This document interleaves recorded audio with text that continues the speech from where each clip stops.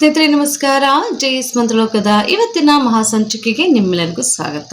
ಇವತ್ತಿನ ನಮ್ಮ ಜೆಎಸ್ ಮಂತ್ರಲೋಕದಲ್ಲಿ ಪೂರ್ವಜರ ಶಾಂತಿಗಾಗಿ ನಾವು ಯಾವ ಮಂತ್ರವನ್ನು ಹೇಳಬೇಕು ಅನ್ನೋದನ್ನ ತಿಳಿಸ್ಕೊಡ್ತೀವಿ. ಹಾಗೆ ವಿಶೇಷವಾಗಿ ವೈಶಾಖ ಮಾಸದಲ್ಲಿ ಬರುವಂಥ ಈ ಒಂದು ಶಕ್ತಿಶಾಲಿ ವೈಶಾಖ ಅಮಾವಾಸ್ಯೆ ಎಂದು ಯಾವ ದೇವರ ಮಂತ್ರವನ್ನು ಪಾರಾಯಣ ಮಾಡಿದರೆ ನಮ್ಮಲ್ಲಿರುವಂತಹ ನೆಗೆಟಿವ್ ಎನರ್ಜಿ ದೂರವಾಗಿ ಪಾಸಿಟಿವ್ ಎನರ್ಜಿಯಿಂದ ನಮಗೆ ಬೇಕಾದಂತಹ ಆರೋಗ್ಯ, ಆಯುಷು, ಹಾಗೆಯೇ ಕೆಲಸದಲ್ಲಿ ಒಂದು ಸಕ್ಸಸ್ ಕಾಣೋದಂತೂ ಖಂಡಿತ. ಹಾಗಾಗಿ ಇವತ್ತಿನ ಈ ಒಂದು ಮಹಾಸಂಚಿಕೆ ಸಂಪೂರ್ಣವಾಗಿ ನೋಡಿ ಈ ಒಂದು ಮಂತ್ರವನ್ನು ಪ್ರತಿ ತಿಂಗಳು ಬರುವಂತಹ ಅಮಾವಾಸ್ಯೆ ಎಂದು ನೀವು ಪಾರಾಯಣ ಮಾಡಿ. ಯಾಕಂತ ಹೇಳಿದ್ರೆ ಪ್ರತಿ ತಿಂಗಳು ಬರುವಂತಹ ಒಂದಲ್ಲ ಒಂದು ಅಮಾವಾಸ್ಯೆ ತುಂಬಾ ವಿಶೇಷವಾಗಿರುತ್ತೆ. ಅದರಲ್ಲೂ ಕೂಡ ಈ ಅಮಾವಾಸ್ಯೆಯಂದು ಮಂತ್ರ ಮಾಡೋರು ಕೂಡ ತುಂಬಾ ಇರ್ತಾರೆ. ಹಾಗಾಗಿ ನಿಮ್ಮ ಒಂದು ಕುಟುಂಬದ ರಕ್ಷಣೆಗಾಗಿ ಭಗವಂತನ ಮೊರೆ ಹೋಗಬೇಕು. ಹಾಗಾದರೆ ಏನು ಮಾಡಬೇಕು? ಏನಿಲ್ಲ, ಮನೆಯಲ್ಲಿ ಪೂಜೆ ಮಾಡಿ ಅಮಾವಾಸ್ಯೆ ದಿನ ಮೊದಲಿಗೆ ನೀವು ಮನೆಯನ್ನು ಸ್ವಚ್ಛ ಮಾಡಿ, ದೇವರ ಕೋಣೆಯನ್ನು ನೀವು ಸ್ವಚ್ಛವಾಗಿಟ್ಕೊಂಡು ದೇವರಿಗೆ ಹೂವಿನಿಂದ ಅಲಂಕಾರ ಮಾಡಿ, ಧೂಪ ದೀಪಗಳಿಂದ ನೀವು ಆರಾಧಿಸಿ, ಜೊತೆಗೆ ಕಣ್ಣು ಮುಚ್ಚಿಕೊಂಡು ಚಿನ್ಮುದ್ರೆಯೊಂದಿಗೆ ಇವತ್ತು ಹೇಳುವಂತಹ ಮಹಾಶಕ್ತಿಶಾಲಿ ಮಂತ್ರವನ್ನು ನೀವು ಪಾರಾಯಣ ಮಾಡಿ. ಇದು 3ರಿಂದ 21 ಬಾರಿ ನೀವು ಈ ಮಂತ್ರವನ್ನು ನೀವು ಹೇಳ್ಬೋದು. ಹಾಗೆಯೇ ಚಿನ್ಮುದ್ರೆಯಿಂದ ಭಕ್ತಿಪೂರ್ವಕವಾಗಿ ಹೇಳಬೇಕು. ಈಗಾಗಲೇ ಎಷ್ಟೋ ನಾವು ವಿಡಿಯೋದಲ್ಲಿ ಹೇಳಿದ್ದೀವಿ, ಯಾವುದೇ ಒಂದು ಸಕ್ಸಸ್ ಕಾಣಬೇಕಂದ್ರೆ, ಯಾವುದೇ ಒಂದು ದೇವರ ಕೃಪಕಟಾಕ್ಷ ನಮಗೆ ಬೇಕಾದರೆ ಮೊದಲಿಗೆ ಭಕ್ತಿ ಇರಬೇಕು, ಭಕ್ತಿಯಿಂದ ನಂಬಿಕೆ ಇರಬೇಕು, ನಂಬಿಕೆಯಿಂದ ಶ್ರದ್ಧೆ ನಾವು ಗಳಿಸ್ತೀವಿ. ಹಾಗಾಗಿ ಇವತ್ತಿನ ಈ ಸಂಚಿಕೆಯನ್ನು ಸಂಪೂರ್ಣವಾಗಿ ನೋಡಿ ವೈಶಾಖ ಅಮಾವಾಸ್ಯೆ ಎಂದು ನಾವು ಹೇಳುವ ಮಂತ್ರವನ್ನು ನೀವು ಕೂಡ ಕಲಿತ್ಕೊಂಡು ಪೂಜೆ ಆದಮೇಲೆ ಈ ಎಲ್ಲ ಶ್ಲೋಕಗಳನ್ನ ಪಾರಾಯಣ ಮಾಡಿ.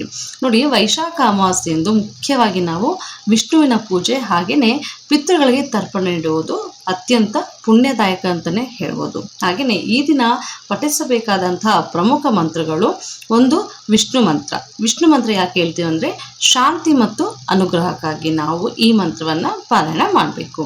ಹಾಗೆ ಎರಡನೇದು ಪಿತೃ ತರ್ಪಣ ಮಂತ್ರ. ಈಗಾಗಲೇ ಹೇಳಿದಾಗೆ ಪೂರ್ವಜರು ಶಾಂತಿಯುತವಾಗಿದ್ದರೆ ಮನೆಯಲ್ಲೂ ಕೂಡ ಶಾಂತಿ ಹಾಗೆಯೇ ಆರೋಗ್ಯ ಹಾಗೆಯೇ ಸಮೃದ್ಧಿ ನೆಲೆಸುತ್ತೆ. ಇನ್ನು ಮೂರನೇದು ಶನಿ ಮಂತ್ರ, ಅಂದರೆ ಶನಿ ದೋಷ ನಿವಾರಣೆಗಾಗಿ ಈ ಒಂದು ಮಂತ್ರವನ್ನು ನೀವು ಪಾರಾಯಣ ಮಾಡಬೇಕು.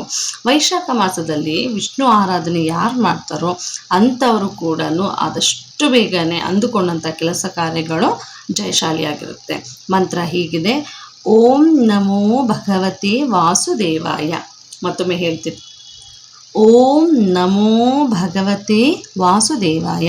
ಈ ಒಂದು 12 ಅಕ್ಷರ ಇರುವಂತಹ ಮಂತ್ರವು ತುಂಬಾ ಶಕ್ತಿಶಾಲಿ ಮಹಾವಿಷ್ಣುವಿನ ಮಂತ್ರ. ಹಾಗಾಗಿ ತಪ್ಪದೆ ಸರಿಯಾದ ಉಚ್ಚಾರಣೆಯೊಂದಿಗೆ ಈ ಮಂತ್ರವನ್ನು ನೀವು ಪಾರಾಯಣ ಮಾಡಬೇಕು.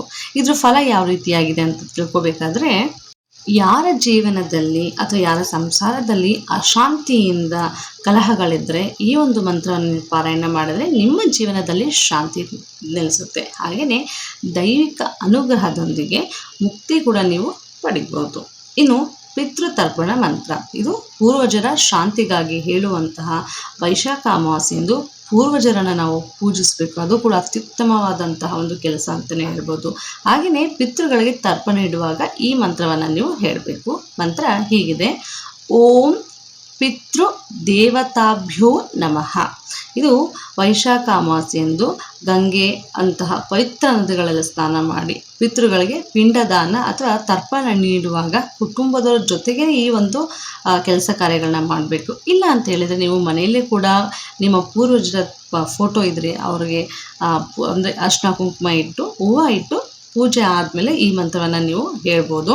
ಹಾಗೆ ಯಾರು ಕೂಡ ನಿಮ್ಮ ಕುಟುಂಬ ಮೂಲಕ ಈ ಒಂದು ಆಚರಣೆ ಯಾರು ಮಾಡ್ಕೊಂಡು ಬಂದಿದ್ರು ಅಂದರೆ ಗಂಗೆಯಲ್ಲಿ ಅಥವಾ ಯಾವುದೇ ಒಂದು ನದಿಗಳಲ್ಲಿ ಸ್ನಾನ ಮಾಡಿಕೊಂಡು ತರ್ಪಣ ಬಿಡುವಾಗ ಅಥವಾ ಪಿಂಡದಾನ ಮಾಡಬೇಕಾದ್ರೆ ಈ ಮಂತ್ರವನ್ನು ನೀವು ಹೇಳ್ಬೋದು. ಇದು ಹೇಳೋದ್ರಿಂದ ಕುಟುಂಬದಲ್ಲಿ ಸುಖ ಮತ್ತು ಸಮೃದ್ಧಿ ಕೂಡ ಹೆಚ್ಚಾಗುತ್ತೆ.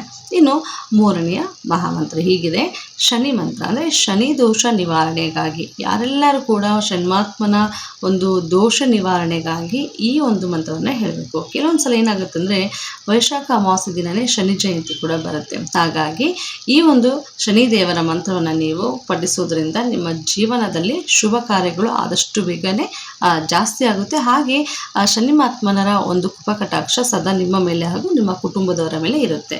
ಮಂತ್ರ ಹೀಗಿದೆ: ಓಂ ಶಂ ಶನೇಶ್ವರಾಯ ನಮಃ. ಮತ್ತೊಮ್ಮೆ ಹೇಳ್ತೀವಿ, ಓಂ ಶಂ ಶನೈಶ್ಚರಾಯ ನಮಃ.